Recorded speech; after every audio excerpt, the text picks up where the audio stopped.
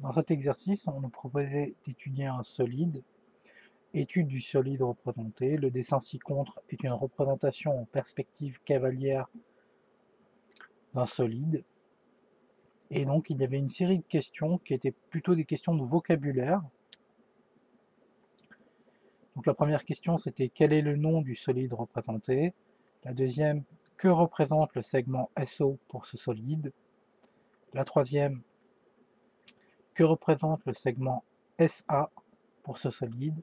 Que représente le disque de rayon AO pour ce solide?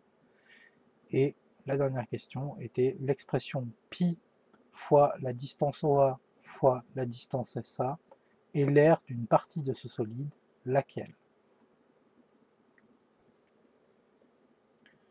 Évidemment, le nom du solide, tout simplement, c'était un cône. Et on peut préciser cône de révolution. On aurait pu préciser le solide est un cône de révolution de sommet S, par exemple.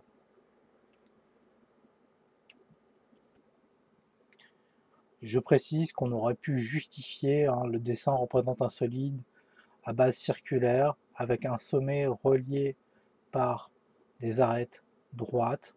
On aurait pu dire aussi que la droite SO était perpendiculaire à AO.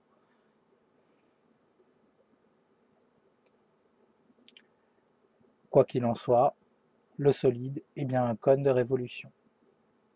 La deuxième question, c'était que représente le segment SO pour cette figure?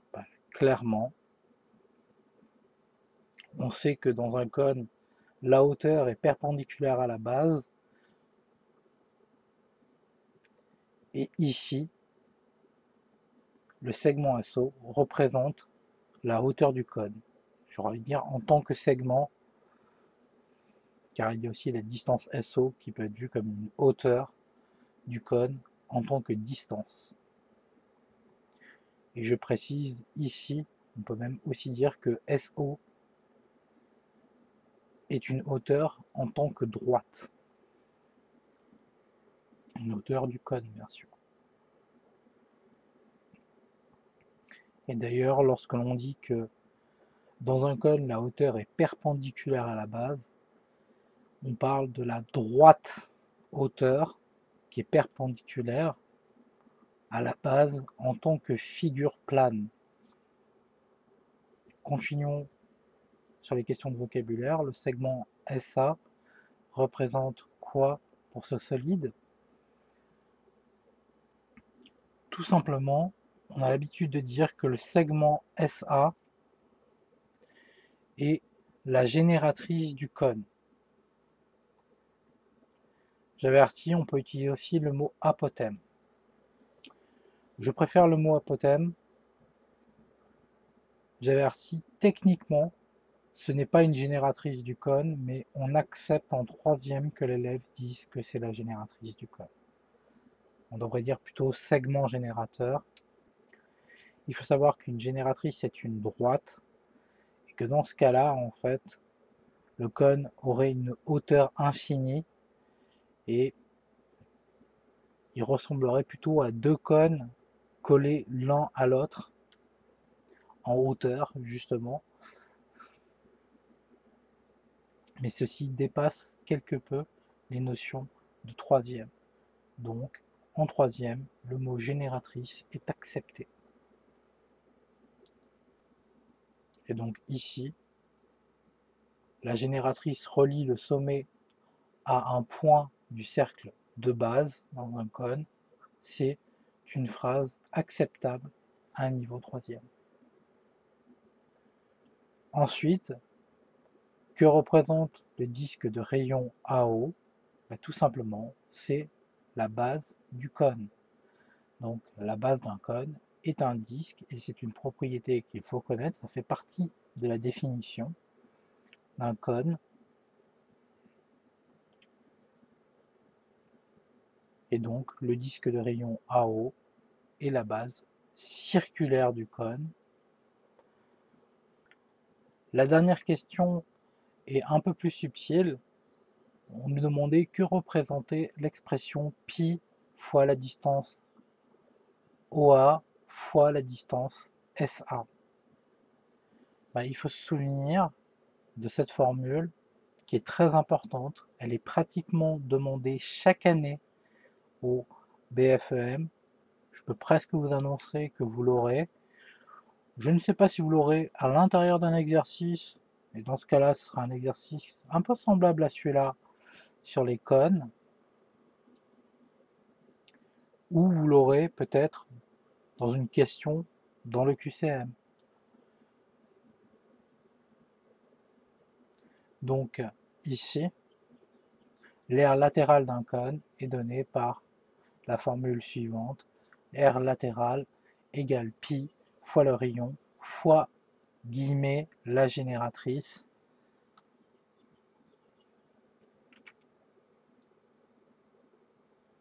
Je vais mettre des petits guillemets autour de génératrice ici pour que ça soit un peu plus subtil, mais on peut dire aussi fois l'apothème.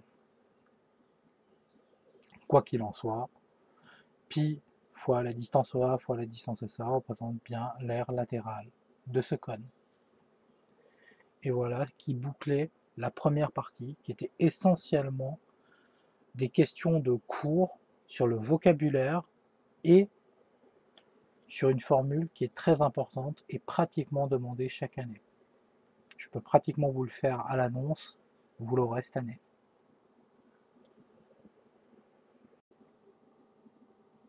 La partie 2 de cet exercice sur les cônes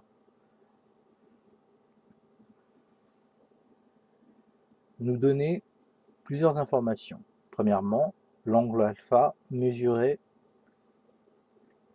30 degrés et la distance OA mesurait 6U, 6 unités, U étant l'unité de mesure de longueur. Je précise, cela signifie que U pourrait représenter des mètres, des centimètres, etc. Et donc les unités de mesure de surface seront U carré et les unités de mesure de volume seront U au cube. Attention, ce genre d'oubli enlève des points. Donc la première question était de justifier que le segment SA mesure 12 U.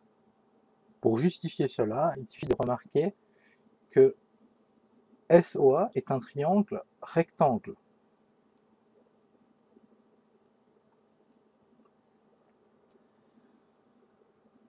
Il est rectangle en haut car SO est la hauteur et AO est un rayon de la base. Par conséquent, nous savons que la droite SO et la droite AO sont perpendiculaires. N'oubliez pas de justifier pourquoi le triangle SOA est rectangle. Ensuite, nous connaissons la mesure de l'angle A et nous connaissons la longueur du côté opposé à cet angle ainsi que le côté adjacent ici que je signale en violet. Comme nous sommes dans un triangle rectangle, nous pouvons utiliser les formules de trigonométrie de base. N'oubliez pas de faire une petite phrase d'introduction de ce type-là avant d'utiliser les formules de trigonométrie. Nous pouvons utiliser les formules de trigonométrie dans le triangle rectangle. Une fois qu'on est là, sinus de alpha est égal à longueur du côté opposé divisé par longueur de l'hypoténuse. Or, ceci était donné dans l'énoncé, c'est-à-dire on connaissait la mesure de l'angle alpha, on connaissait la longueur OA, il ne restait plus que à trouver la longueur SA, ce qui était demandé. Sinus de 30, ça fait un demi, c'est une valeur à connaître par cœur. Et donc on se retrouve en réécrivant ceci. Sinus de alpha égale OA divisé par SA. En remplaçant par les valeurs, on obtient 1/2 égale 6 sur SA. C'est un classique produit en croix. On multiplie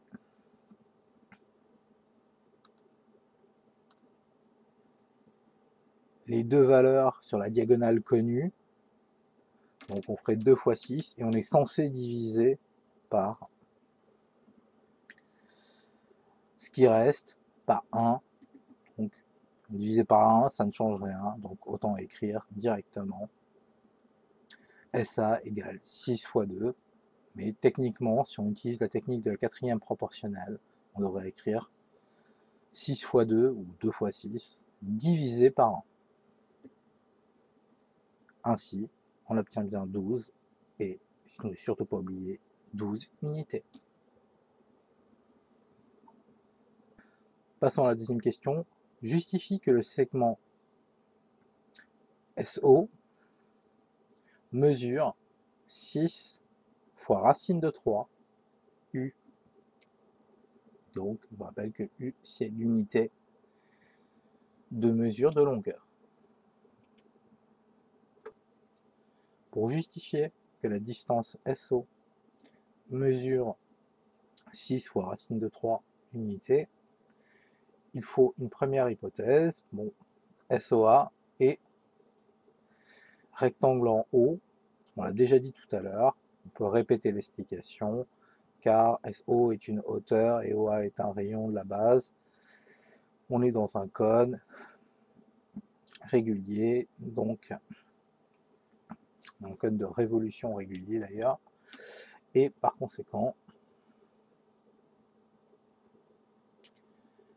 le triangle est bien rectangle en haut.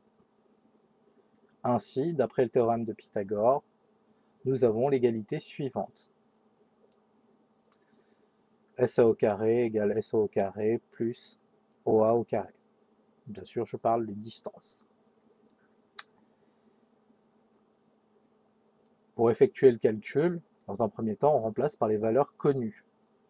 On savait que la distance SA était égale à 12 et la distance OA était égale à 6. Donc, je substitue et je calcule. 12 au carré, ça fait 144. 6 au carré, ça fait 36. Et je me retrouve avec cette équation-là. On va isoler SO.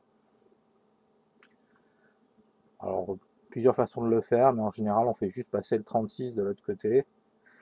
Et ça nous donne SO au carré égale 144 moins 36, autrement dit 108.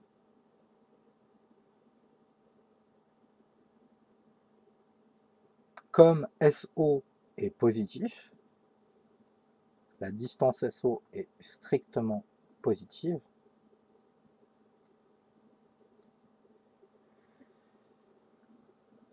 la distance SO est égale à racine de 108.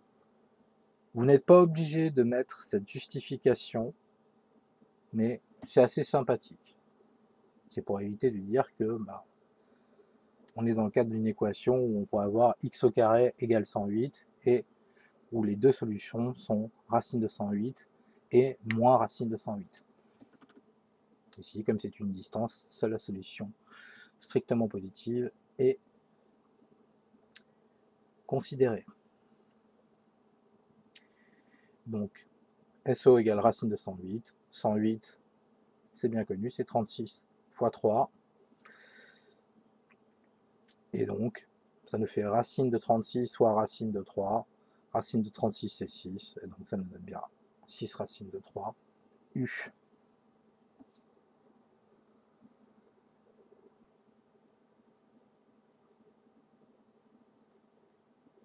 La troisième question, c'était calculer l'aire de la surface totale de ce solide en fonction de U. Donc pour calculer l'aire de la surface totale d'un cône, en premier lieu, on va calculer l'aire de la base, ensuite l'aire latérale, et on va additionner les deux pour avoir l'aire totale. L'aire de la base, c'est un disque, vous connaissez très bien la formule de l'aire d'un disque, pi r carré, l'aire d'un disque de rayon R est pi r carré. Du moins est donné par la formule pi r carré. Comme le rayon mesure 6 unités, pi fois 6 au carré, ça nous donne 36 pi, et on n'oublie pas, c'est une unité de surface, donc on met u carré. L'aire latérale est donnée par la célèbre formule pi fois le rayon fois l'apothème, en fait du moins la longueur de l'apothème, ou la longueur de la génératrice, on va accepter comme ça. J'ai déjà précisé, hein, c'est un terme de pour les élèves de 3e, la longueur de la génératrice.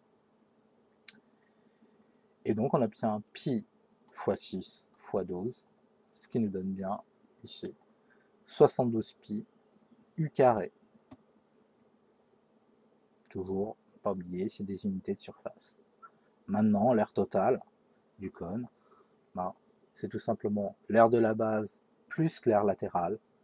On additionne les deux et on obtient donc 36 pi plus 72 pi, ça fait 108 pi, et on n'oublie pas u carré.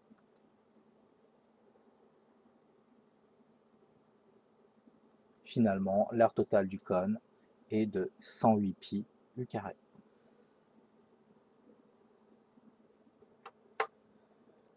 Dans la dernière question de la deuxième partie, on nous demandait de calculer le volume de ce solide en fonction de u. Donc le calcul du volume d'un cône, c'est une formule bien connue, 1/3 de pi fois r carré fois h, bien sûr. R représente la longueur du rayon.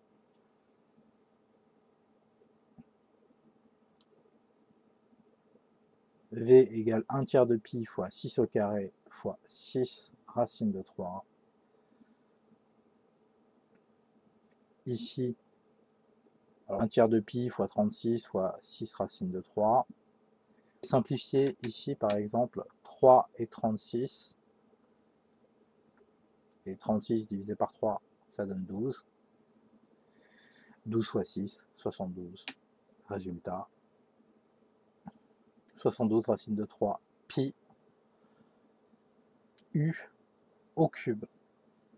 Ne pas oublier les unités de volume, étant donné que l'unité de mesure de la distance est u, les unités de mesure du volume sont u au cube, et donc, on peut faire une petite phrase de conclusion. Le volume du cône est de 72 racine de 3 pi u au cube.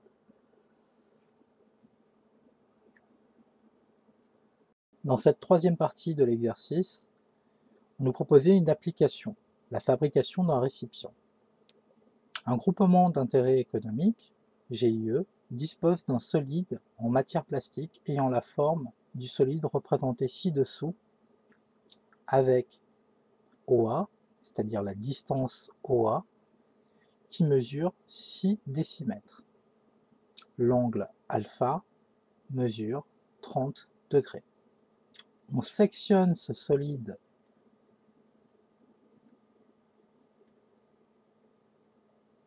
par un plan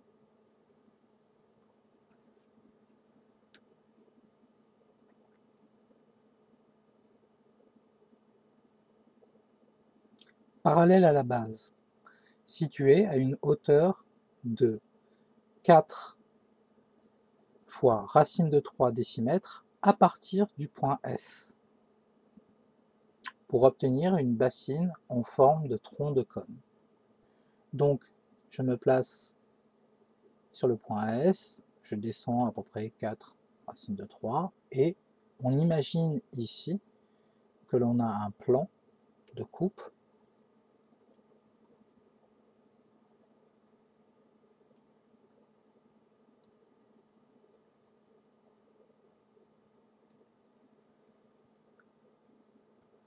ainsi nous aurons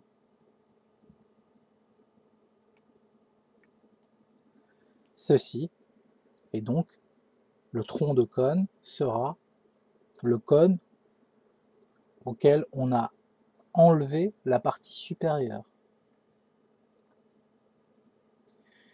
La question est: détermine le nombre maximal de sachets de jus de fruits de 30 centilitres que ce récipient pourrait contenir.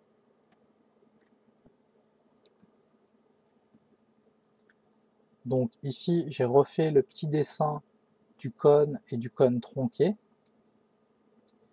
Et surtout, les mesures importantes, vous voyez ici, j'ai précisé des points E, F, G et IH pour pouvoir bien faire comprendre qu'il y a un grand rayon et un petit rayon. GH ici représenterait le grand rayon et sur le tronc de cône, il ressemblerait à ça. Et FI représenterait le petit rayon et sur le tronc de cône, il serait représenté par ceci.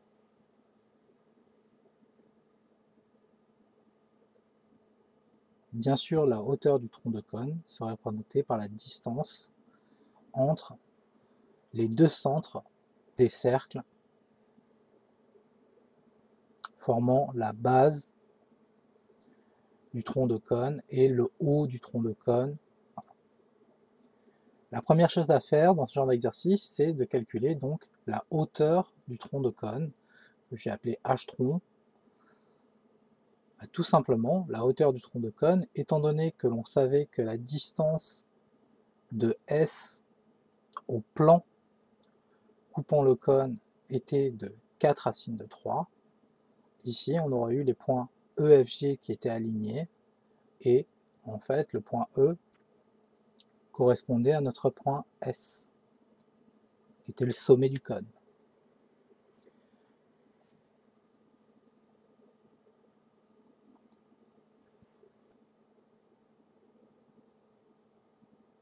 Ainsi, la hauteur du tronc de cône est 6 fois racine de 3 moins 4 racine de 3, ce qui nous donne 2 fois racine de 3 décimètres.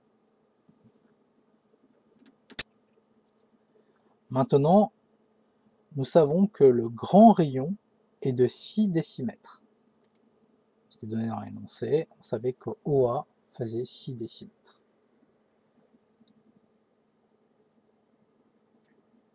Par conséquent, il nous reste à trouver la longueur du petit rayon.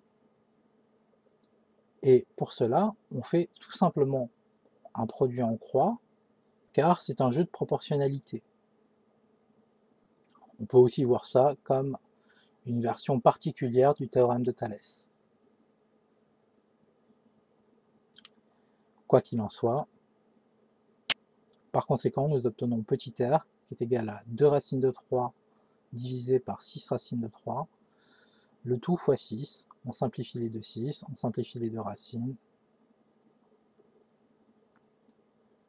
il ne nous reste plus que 2 décimètres carrés.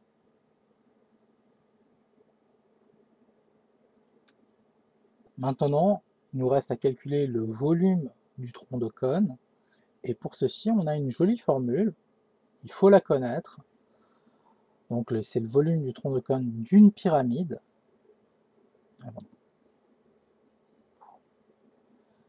Donc c'est le volume du tronc de cône, et sa formule est donnée par 1 tiers de pi fois h, la hauteur du tronc de cône, facteur de r carré, c'est-à-dire le grand rayon au carré, plus petit r au carré, c'est-à-dire le petit rayon au carré, plus le grand rayon fois le petit rayon. Cette formule est très importante et elle est souvent demandée.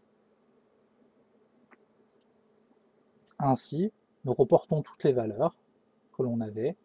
Le volume du tronc, c'est 1 tiers de pi fois 2 fois racine de 3, qui représentait la hauteur du cône, et le grand rayon était de 6, donc 6 au carré ça fait 36. Le petit rayon était de 2 décimètres carrés, donc il mesurait 2 décimètres carrés, donc 2 au carré ça fait 4. Et le grand rayon fois le petit rayon, ça nous donnait 6 fois 2, soit 12. Il ne restait plus qu'à calculer 1 tiers de pi fois 2 racines de 3 fois 52. 36 plus 4 plus 12, ça fait bien 52.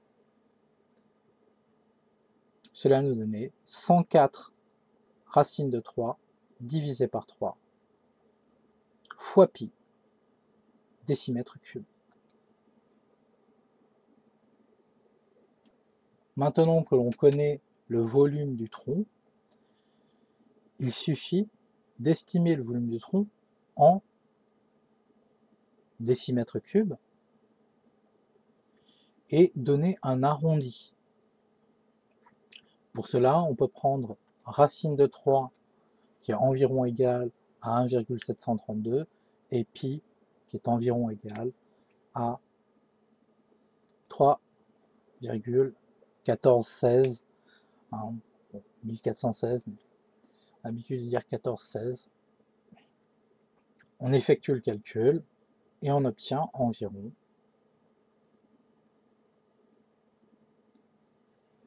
60,01 décimètres cubes. Ici, vous êtes obligé de poser les calculs car vous n'avez pas de calculette, je pense, pour ce genre d'exercice. Donc, posez les multiplications, il n'y a aucun problème. C'est pénible, mais bon. Vu que la question était assez bien payée, je crois que cette question-là, rien que cette question-là, était sur 2 points, quelque chose comme ça, 2 ou 3 points, 3 points je crois. La question complète. Et maintenant, on va évaluer le nombre de sachets. Comme chaque sachet faisait 30 centilitres, on convertit en litres pour avoir les mêmes unités. Et il ne faut pas oublier une chose, c'est que 1 décimètre cube est égal à 1 litre. C'est une astuce très importante pour convertir les mètres cubes, etc. Vous pouvez imaginer hectomètre cube, peu importe, en litres. On passe par le fait que 1 décimètre cube égale 1 litre. Ainsi, nous avons équilibré les unités et nous pouvons effectuer la division pour savoir combien de sachets nous allons pouvoir mettre dans ce récipient. 60,01 divisé par 0,3, ça fait environ 200. Donc, le récipient peut contenir au maximum 200 sachets de jus de fruits. N'oubliez pas la phrase de conclusion. Et ceci était la dernière question de cet exercice qui était en 3 parties. En tout, il était sur 6 points.